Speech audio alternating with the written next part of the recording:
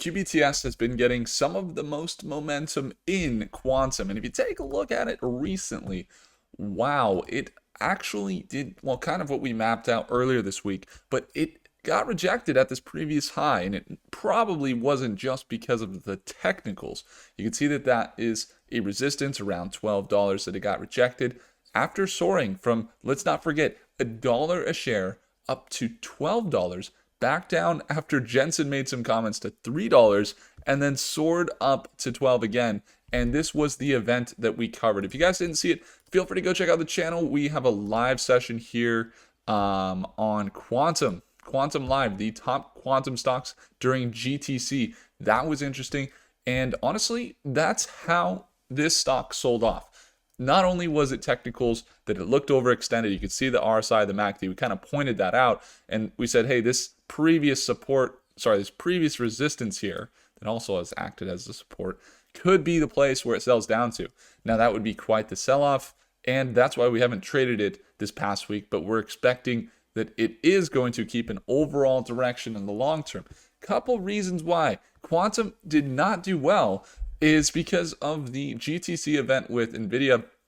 I just noticed that there wasn't a positive connotation around the discussion for quantum coming specifically from the CEO. And on top of that, when you have people that are like, I think this is what happened in that event, QBTS. So this is Dwave, if you guys aren't familiar. Dwave is the quantum annealing company that is one of the most commercially involved, so they have the most business clients. And when you have all these other companies, we saw Rigetti as well. So the Rigetti CEO was there for this quantum computing company. And a lot of them are partnered. They have big partnerships with NASA or Amazon or Microsoft or what have you. And you also had IONQ here. So IONQ is one of the companies. Check that out. And you can see some of their partners. They're a big, growing quantum computer company.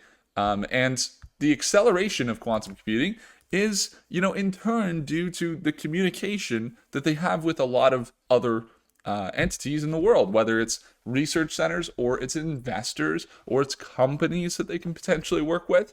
And to be honest, whenever this D-Wave CEO, Alan, talked, it seemed like there was a lot more clarity around, powerful, commercial.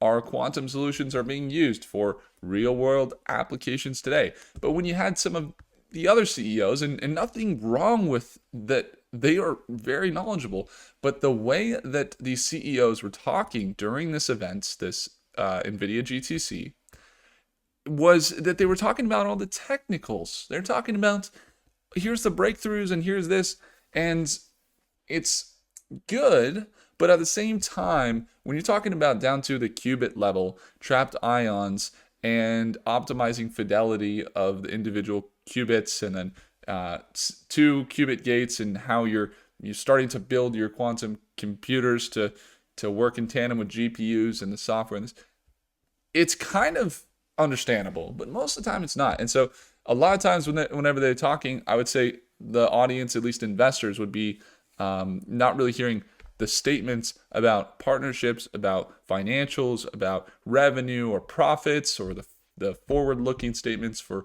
where the company could be commercially. There wasn't anything like that. It was just primarily kind of the nitty-gritty tech. And so I think that's also why the event didn't positively impact quantum. But you do see some recovery. See, IONQ is up 5.8%. Rigetti just kind of went sideways from left to right. It was up about 0.33%.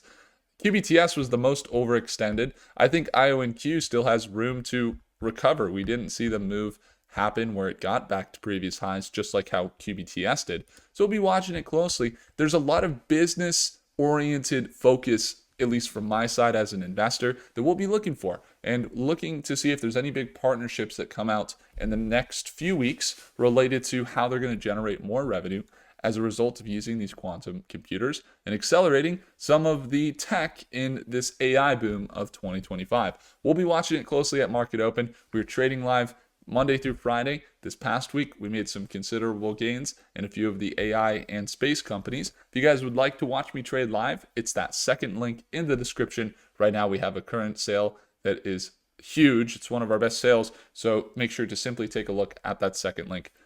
If I earned your thumbs up, hit that like button. Do consider subscribing, and I'll see you guys in the next video.